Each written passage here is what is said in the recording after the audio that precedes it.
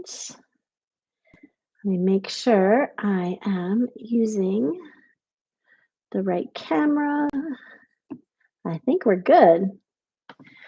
All right, so let me mute everybody over here and I'll hit record. So, welcome everybody. Well, this is a 45-minute chair yoga for the pelvic floor. And I generally start my sessions with a little bit of awareness, a little bit of education about what the pelvic floor is and why it matters. So, the pelvic floor is a group of muscles at the base of the pelvis. But more importantly, the muscles at the base of the pelvis intersect with muscles through the diaphragm, through the abdominals, through the hips, through the glutes. That the muscles of the pelvic floor don't work in isolation. And frequently, when women come with, different pelvic floor symptoms, urinary incontinence, or pelvic floor pain, or tightness, they're told to do Kegels, which is a contraction of the muscles of the pelvic floor, like a lifting. And it's really an ineffective solution for most women because most women do not have the specific tightness that Kegels fix. So it's a very antiquated solution that only creates more problems, especially since many people do not do Kegels correctly. So I'm a big fan of pelvic floor physical therapy. If you can go to a pelvic floor physical therapist and get the proper diagnosis, the proper exercises for your specific concerns, that's ideal. And that's not doable for everyone. The methods that I teach are really broad based. They're really good for pelvic floor issues of all kinds, whether it's prolapse or incontinence or tailbone pain or low back pain or short breathing, because the methods that I teach are all about pressure management. So if we think about the system as a semi-closed system, we've got a nose, we have mouth, and we have our urinary and anal openings, and those all manage our pressure. And we also have our ears, our eyes manage pressure, the soles of our feet manage pressure, and even the sutures in the skull manage pressure. So we can think about different applications of pressure when we go diving or go in an airplane or hold our breath and push the air out. We notice changes in pressure, and so our whole body reacts as a system. And we can't focus on one system without everything else being impacted. So, for tonight's practice, if you have a couple yoga blocks, that'll be helpful. If not, no problem. But if you have yoga blocks, that would be great. And we'll start with this idea of pressure management. So, if the pelvic floor is under pressure, but it doesn't have the capacity, whether that's resilience or strength to withstand pressure, it will give out. So, whether that's prolapse or leaking or constipation, the imbalance in pressure is what causes the symptoms. So, we need to reestablish our body's ability to manage pressure. So I like using this jointed ball as an illustration of pressure management. And it's a great illustration of the breath in particular. So when we breathe, a lot of times we're told diaphragmatic breathing, but the diaphragm is the muscle of breathing. So all breathing is diaphragmatic breathing. It's like, what does that even mean? So we can get a little bit more specific with our cues, with our direction. And so we also hear about belly breathing, bringing the breath into the belly. Well, for some people, their belly might be here. Some other people say, oh, this is my belly. Some people say, this is my belly. So, belly is one of these anatomical terms that's really ambiguous. It's not helpful. So, instead, I call it three-dimensional breathing. So, instead of just diaphragmatic breathing or belly breathing, we want the side ribs to expand, the back ribs to expand, the breastbone to expand, and the shoulder blades to expand. And visualizing this jointed sphere as your breath and as the whole body is the first step in pressure management. So let's begin. Sit up nice and tall. You can sit forward in the chair if you'd like. Allow the eyes to close. Relax the jaw. Relax the shoulders.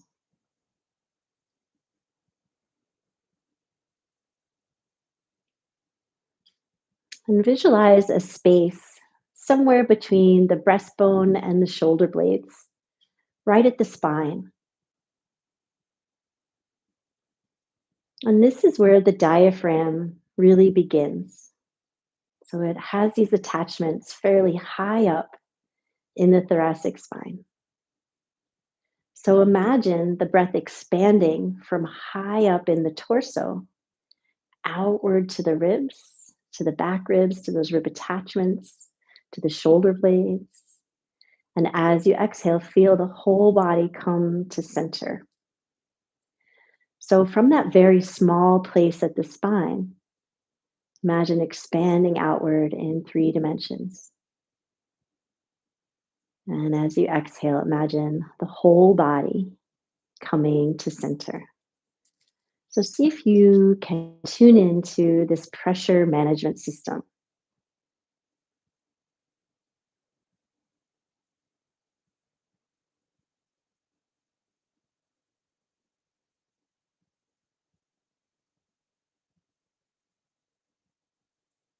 Because the breath expands really fully throughout the body, it creates this change in pressure.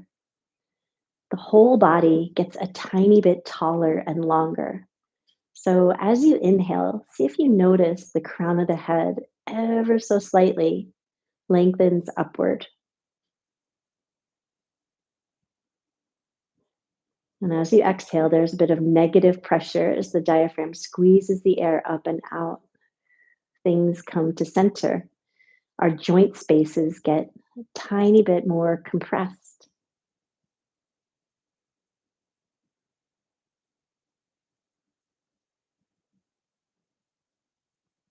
And so we'll do a few little exercises to really notice our pressure management system. So find this 3 dimensional breath: front body, back body, side body.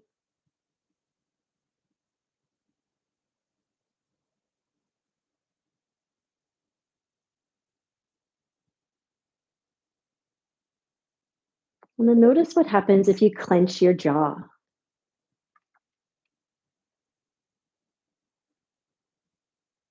I usually notice like a clamping down sensation in my low belly, and then relax that. So if you have chronic jaw tension, you're creating this systemic tension. So let's play with a couple more of these. So relax the jaw, relax the belly, and find that 3 dimensional breath, feeling the whole body lengthen and expand with your inhale, and come to center with your exhale.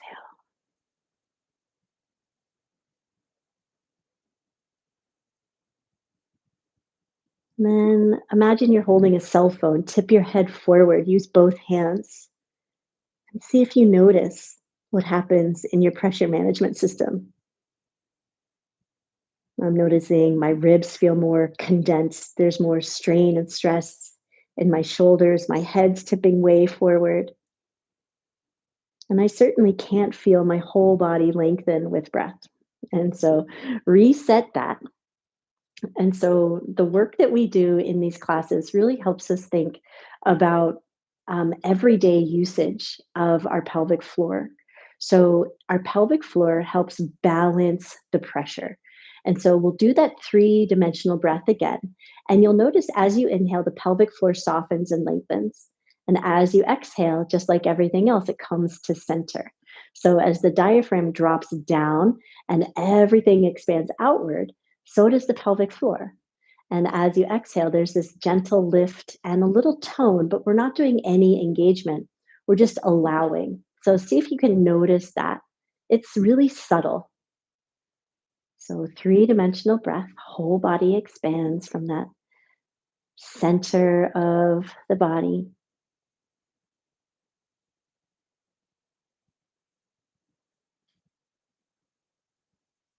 You might notice the bowl of the pelvis itself.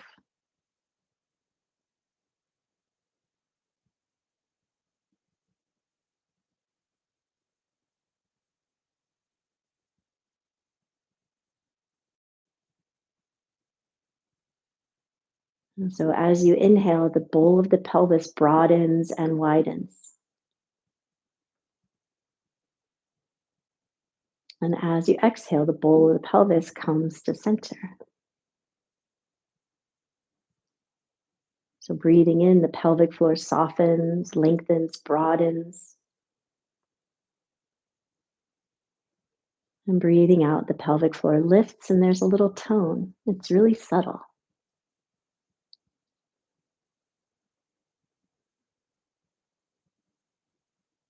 And notice what happens if you cross your legs. Notice what happens to that pressure management system. We've just blocked off some of our body's ability to manage its pressure. And so throughout tonight's practice, we'll be working with this pressure management idea and going through some really basic yoga shapes and yoga sequences with this focus on pressure management, that subtle changes in how we move our body, how we engage different muscles, really affects the pelvic floor. And sometimes people really want to get to the meat of, I want to fix my pelvic floor. I want to strengthen my pelvic floor. But the first step is feeling the movement of the pelvic floor and allowing. It's a much more gentle beginning that we really need to start with, not doing all of those things of clenching, of grinding, of crossing, of gripping. So we need to let go of that stuff before we build on to the more kind of strength building. And when we talk about strength building in yoga for the pelvic floor, we build strength for the abdominals, strength for the adductors, strength for the glutes. We don't necessarily focus on strengthening the pelvic floor because most women have a mixed bag of strength and laxity. And they need to reconnect their mind with their pelvic floor, strengthen all those areas that I was talking about. And then the pelvic floor comes back online. It's got the resilience and it's got the support from all sides to manage pressure. So that's what we'll be working with. So we'll do a couple minutes of noticing the pelvic floor and feeling a little bit of movement. So sit up nice and tall. Take your socks off if your feet are warm enough. And so we're going to try to keep the ribs stacked over the pelvis without coming into a big pelvic tilt forward or backward. So keep that nice stack, crown of the head, reaching up. And then close the eyes, go within. Breathe into the back ribs, the rib attachments at the back, at the spine, the shoulder blades, all the way down to the bowl of the pelvis.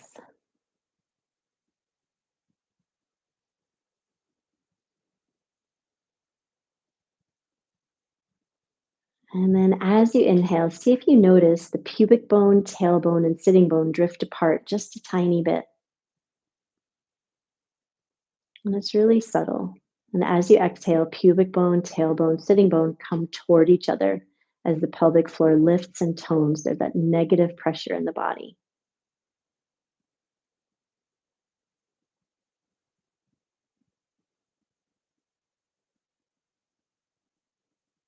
And then we'll come into a bit of an anterior pelvic tilt.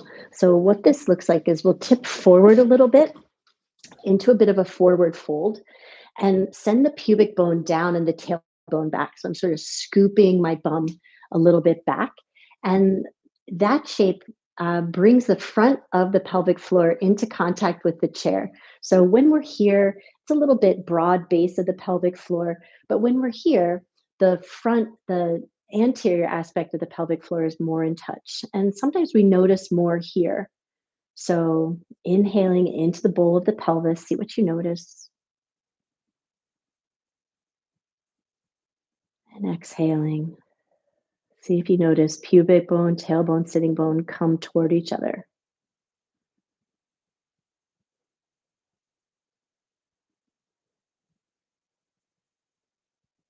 You might just notice more of an opening in the back of the pelvis in this shape. You can even breathe a bit of spaciousness as you inhale. Imagine drawing the breath down into the back of the pelvis, to the glutes, into the SI joint, right into the base of the body.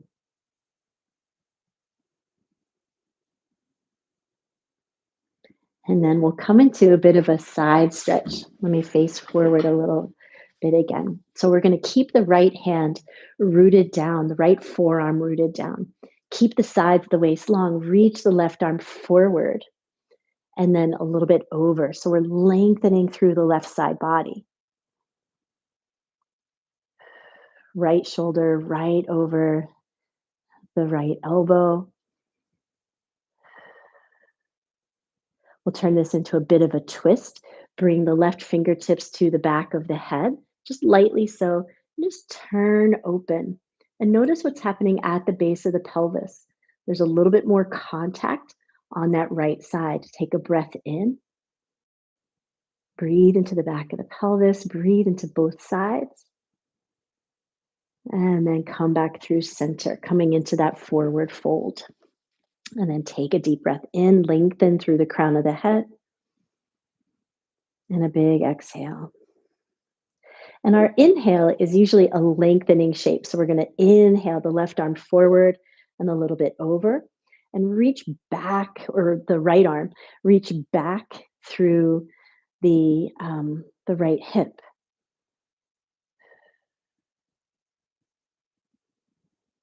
So switching sides. I think I wasn't mirroring before, but now I am. It's late.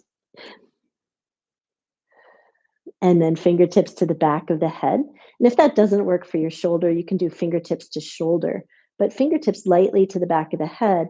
Keep the left elbow right over, coming to a bit of a twist, opening up to the side. Notice the base of the pelvis.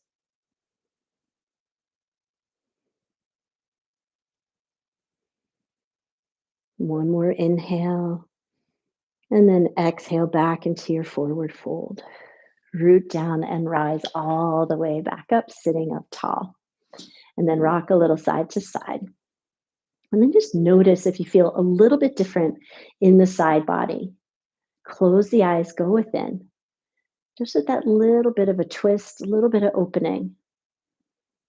We can get more space to accommodate that three-dimensional breath. So over the course of the day, we tend to shrink in, and this space at the ribs, between ribs and hips, gets really compressed. The space between the ribs themselves gets compressed. And so these next couple shapes, we're really finding that length to accommodate the three-dimensional breath so the pelvic floor can do its work. So we'll go wide with the legs and grab one of your blocks and bring the block to the outside of the feet. And we're going to do a side angle pose. So just placing the blocks on their high setting and rock around a little bit side to side. And then we'll lengthen up through the torso. So imagine keeping that much space, root down through the left. Bring the hand, the right hand to the right hand block. Bring the block right beneath the shoulder. And let's stay on fingertips. So that keeps us nice and long. Reach up with the left. And then reach up and over with the left. Breathe into that left side body. And then let your head drop forward. Notice what happens to your container. So it sort of is impossible to lengthen through the core. It's impossible to feel lifted and tall when the head is dropping forward. And then sweeping back up. We'll just take a moment to notice what happened on that left side. What's shifted? What's changed? And then we'll go to the other side. So we go to our side angle pose and then an extended side angle. So start with fingertips on the block just beneath the shoulder. So we're rooting down to rise up. Sweeping left arm up toward the sky, thumb points to the back of your space, and then up and over. Oh, I know why I'm backwards. For some reason, in my screen on the live stream, it's flipped. So I think my lefts and my rights are all goofy.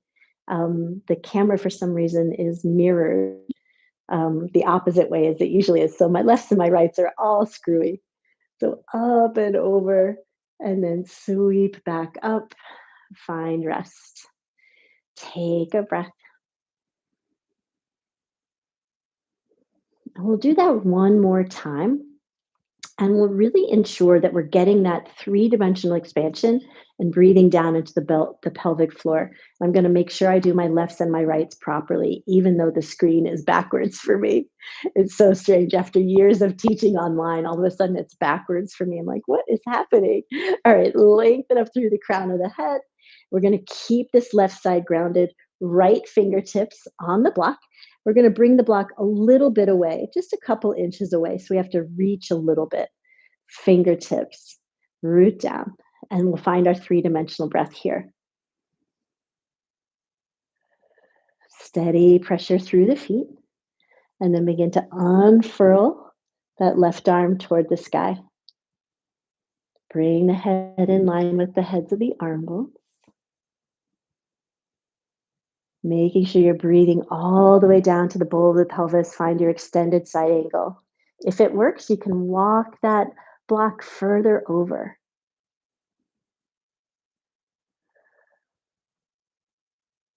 And then just like we did in that other shape, bring the fingertips to the back of the head. Open a little bit into a twist, any amount. If there's any crunching in the SI joint, back out. If it feels okay, opening up the armpit, opening up the ribs. And then we'll sweep up and come to center. Let's take 3 breaths to integrate. Feeling those muscles that were elongated.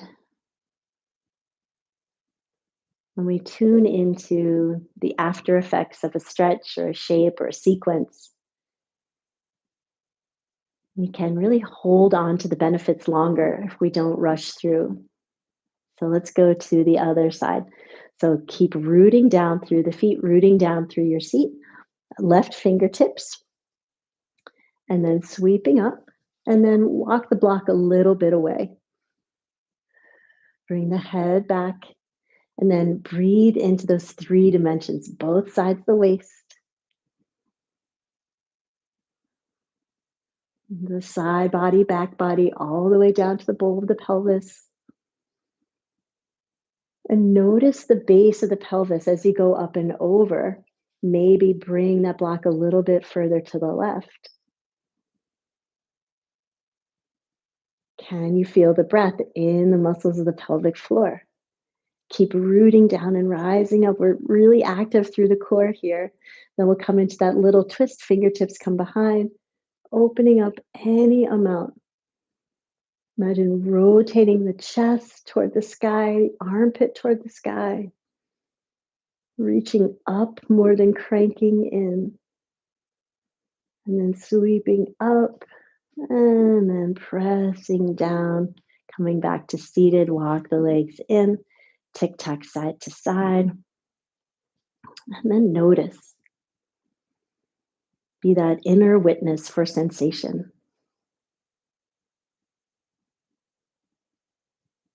Do you feel the breath in places that you usually don't? Does it feel like there's a little bit more room in the thoracic spine and in the rib cage, in the chest wall? And then let's come to standing. We'll put some of these into even more action. So you can set your blocks aside and we'll find our mountain pose. So feet hip distance and facing forward. Palms facing forward, soften the knees. And then close the eyes, go within. So closing the eyes kind of cuts out the visual stimulus. And we're really asked to notice what's happening inside the body. So feeling that length from the soles of the feet to the crown of the head as you inhale. And as you exhale, everything comes to center. Pelvic floor lifts and tones.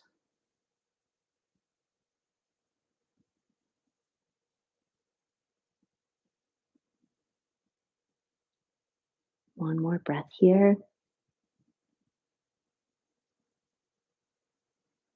Getting in touch with the movement of the pelvic floor, reconnecting mind with body is the most important part of rebuilding your pelvic floor health, no matter what your symptoms might be. All right, so we'll step close to the chair. And we'll do a little lunge to warrior two.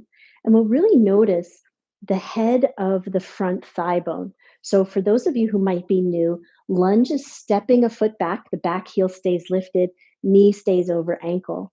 And then our warrior two, that back foot pivots down and this leg stays facing forward. So warrior two here, and we're really going to notice how the shapes flip the pelvis from facing to the side plane to facing to the front plane, and noticing that juncture of the front thigh bone and the relationship to the pelvis. All right, so everything affects our pressure management. So breathing in, hands to heart. And breathing out, bring the weight into the left foot, bend the right knee, hinge at the hips. We're going to reach back through the sitting bones to really feel the opening on this left side of the back of the pelvis. Step the right foot back and keep the heel lifted. And from here, we're going to anchor down through the four corners of that front foot. Tune into this juncture of thigh bone to pelvis. So feel the hip bone here.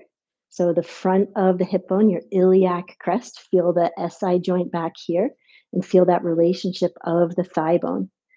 And keep the kneecap pointing toward the front toes. We'll open up into that warrior two. So we're just pivoting on the back foot, and the front knee is really going to want to drop to the inside. Keep that front knee widening toward the pinky toe. And then maybe open up through the arms. Maybe bring hands to hips. My back hip always wants to pop up. So I like to bring it down and kind of draw this front sitting bone down and under.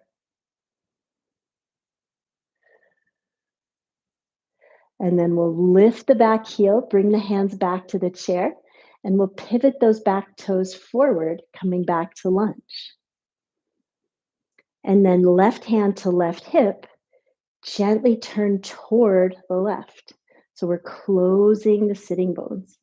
So we're changing the orientation of the pelvis with this front thigh bone. So notice this juncture here. Then we'll go back into our warrior two shape, arms if you'd like, and back into our lunge. Arms if you'd like. And then back into our twist. Right hand comes across, left hand to left hip.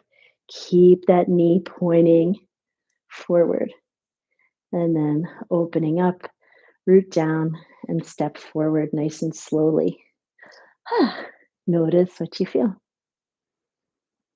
Big sensations through the hip flexor, the glutes. So part of this pelvic floor health puzzle is getting the pelvis to unstick from the femur. Getting that internal rotation, external rotation, abduction, adduction, all the ductions. I always find it helpful to kind of know why we're doing these things. So the muscles of the thigh, the glutes, share fascia connections with the muscles of the pelvic floor. So if the muscles of the hip and leg are fixed and hold firm, the muscles of the pelvic floor get really confused. They're like, all right, I'm going to hold on for dear life too. And it just causes this cycle of trouble. So, pressure management begins with stability. So, thinking not just strength and not just flexibility, but stability and mobility. So, that's kind of what this sequence is all about. Let's go to the other side because I could yammer on all day. So, standing tall in the right foot, bend the left knee, and just pause. Weight in the four corners of that front foot. Toes are long, hinge at the hips. So we're really going to open up through the back of the pelvis. Draw the sides of the waist back. So this is core work. We're managing pressure even here. So as you inhale, breathe into the back of the pelvis and take an exhale. And then the inhale is when we extend, we find length. Stack ribs over pelvis, everything facing forward. And I'm going to go directly to the side so you can kind of see what I'm doing on the side a little bit more clearly. So knee over ankle. Keep the femur bone pointed the same direction as the toes throughout this whole thing. So we're moving the pelvis around that femur bone. So if you're feeling like you want something a little bit more challenged, start with the left hand up. And then we'll open into that warrior two. Keep widening through the inner thigh. Reaching back, drop the back hip if it popped up like mine did. Gaze over the front hands or skip the hands altogether. Use the chair if you want. Yogi's choice. And then we'll do that nice slow pivot. So hand comes back to chair, left hand to left hip, lift the heel and pivot. And really notice how we're open here at this juncture of thigh bone and hip. We're closing, then we're going to close even more. Left hand comes across, right hand comes to the right hip. So feel into the sitting bones, pubic bone, tailbone. We're sort of gathered to center. So coming back through our lunge, facing forward and pause. Back to our warrior two. Dropping the tailbone down, sitting bone down, drop the back hip down. Open if you want. And then we'll go back through our lunge. Maybe you keep the hand lifted. Nice slow pivot. And then we come back to that twist. Last shape here.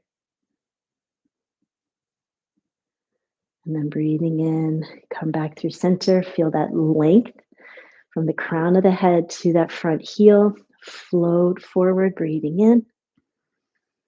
And breathing out to land. And check in.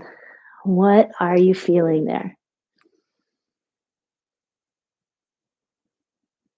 Are there places that say, oh, this was kind of tight on this side, or this movement was a little tight, might need to step up my game?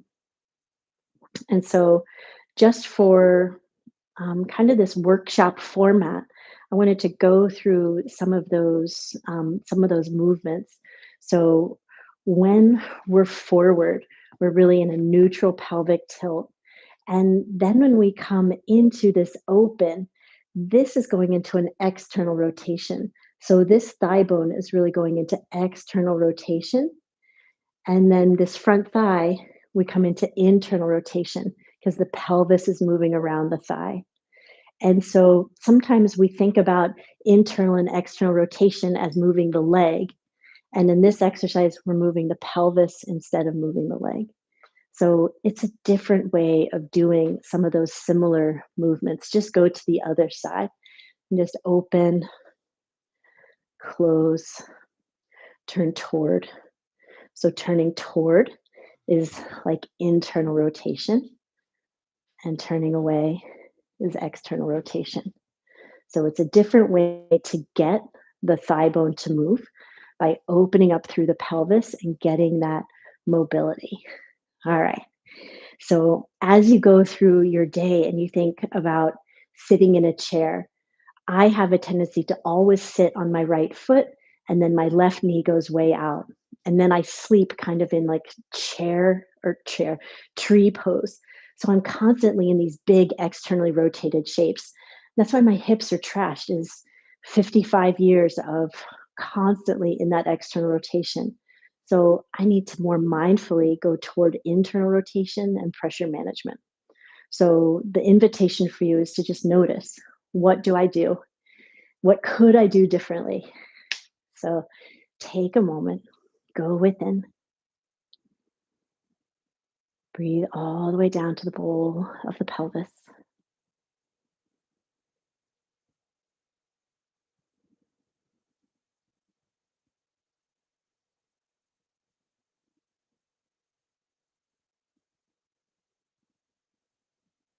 One more breath in and out.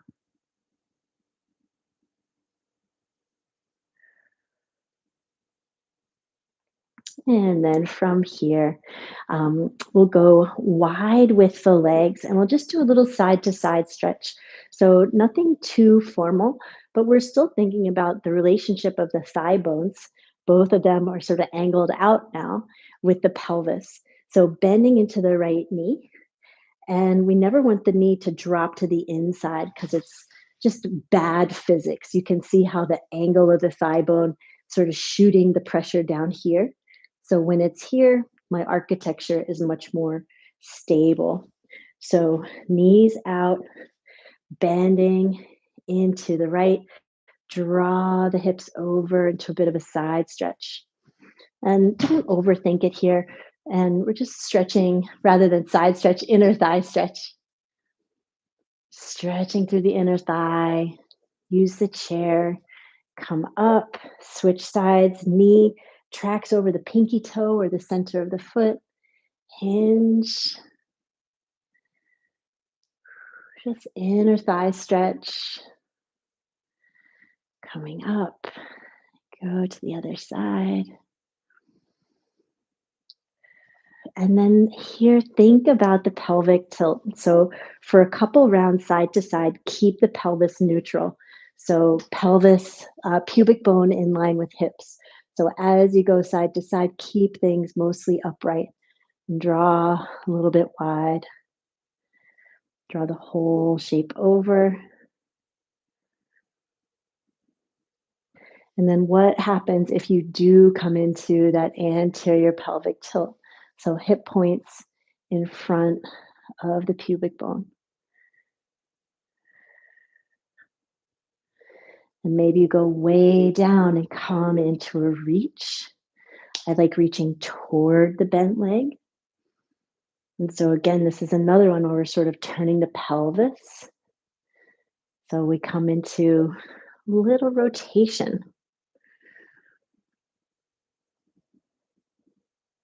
And then, when you're ready, come back to center, heel toe it in. Let's take 3 or 4 breaths in mountain.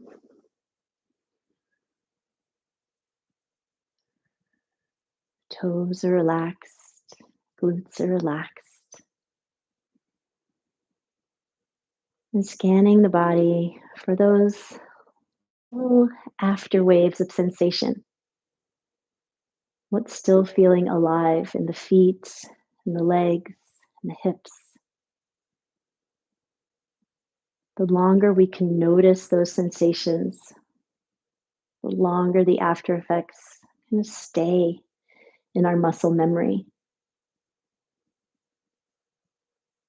Take another breath here and let it go. And then we'll come to a seat. And I'm going to pop my socks back on.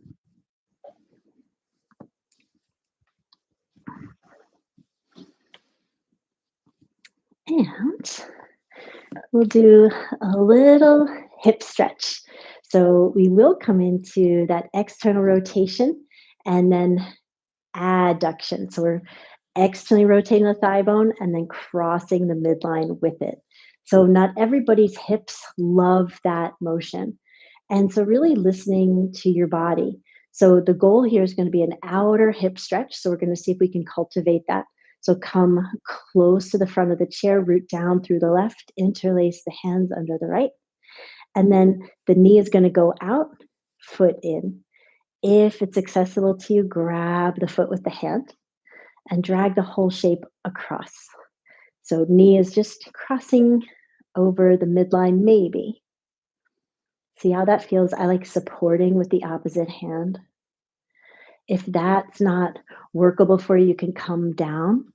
You can even walk the whole leg shape over to get that opening. So the knee is still coming across the midline, but I'm really turning the upper body to get there. Just a different way of getting there. Still beautiful opening for the outer hip.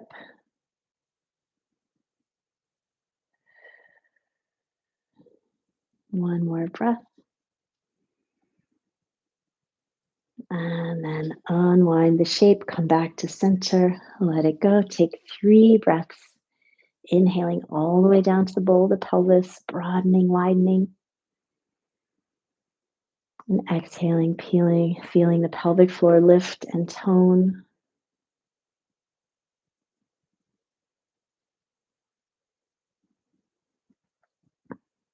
And let's go to the other side. So I like getting a little bit of space by extending the leg a little bit, but then rooting down, hugging in. And we're going to start with that external rotation first, and then adduction coming toward the midline. And then see what you want to create from there. So if you want to sit up tall, you can cross over, coming into more of a figure 4. So usually a figure 4, the knee comes to the outside of the hip, and here we're just going a little bit more in.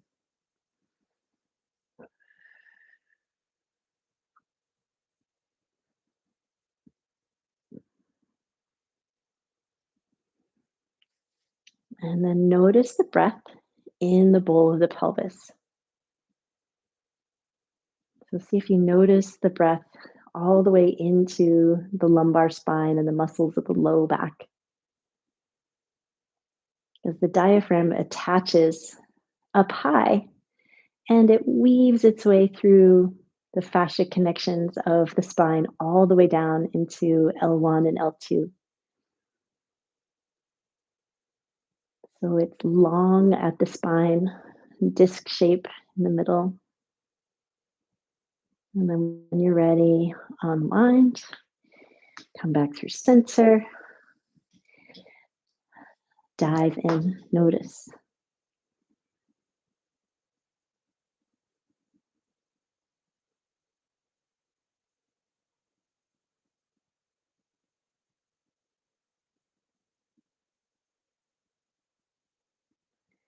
And then we'll come into final relaxation, and we'll do one of my favorite breath practices for pelvic floor health. It's called Samavriti breath, which means same length or same fluctuation. And one of these days, I'm going to have to recycle this sweatshirt, but it is super comfy. It's the best hoodie I've ever owned, but it's falling apart. It looks really janky. Sorry, y'all. All right, so sit up nice and tall. And so Samavriti breath, it's like a box breath this time around. So usually it's an inhale for 4 and an exhale for 4. But this time we'll inhale for 4, pause at the top of the inhale, and then exhale for 4, pause at the bottom of the exhale. And so as you inhale, feel length. And then as you hold the breath, keep softening, softening, softening. And as you exhale, feel everything come to center. And as you pause, kind of imagine lifting the pubic bone toward you and in toward the navel. So let's begin this little counted breath. So a deep breath in and deep breath out. Inhale, 2, 3, 4. Pause, 2, 3, 4. Exhale, 2, 3, 4. Pause, 2, 3, 4. Inhale, 2, 3, 4. Pause, 2, 3, 4. Exhale, 2, 3, 4. Pause, 2, 3, 4. So inhaling is lengthening.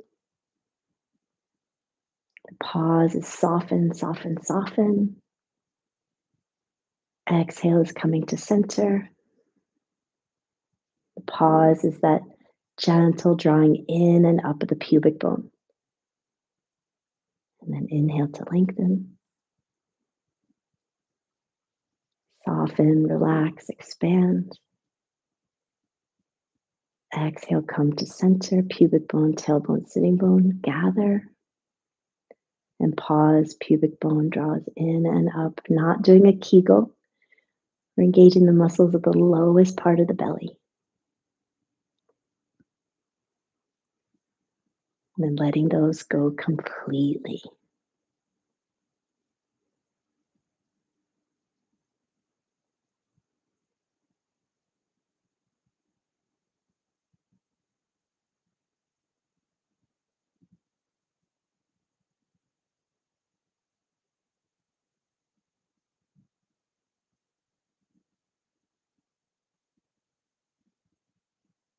When you're ready, release the counted breath. Let your breath return to its natural way of being.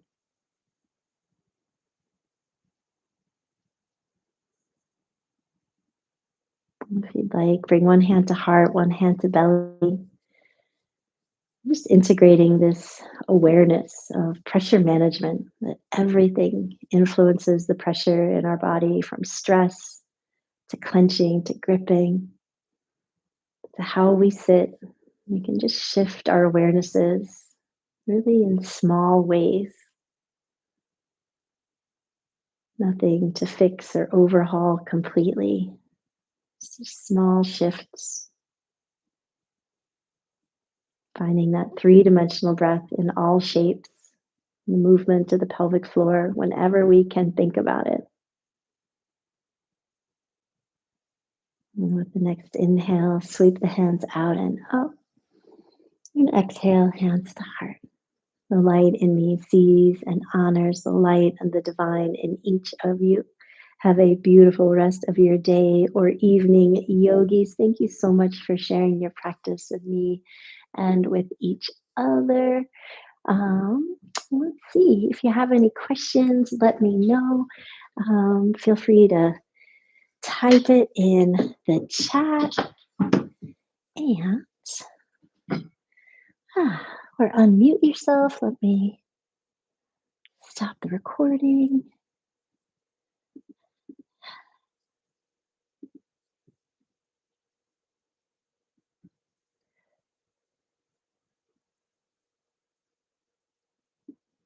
Well, the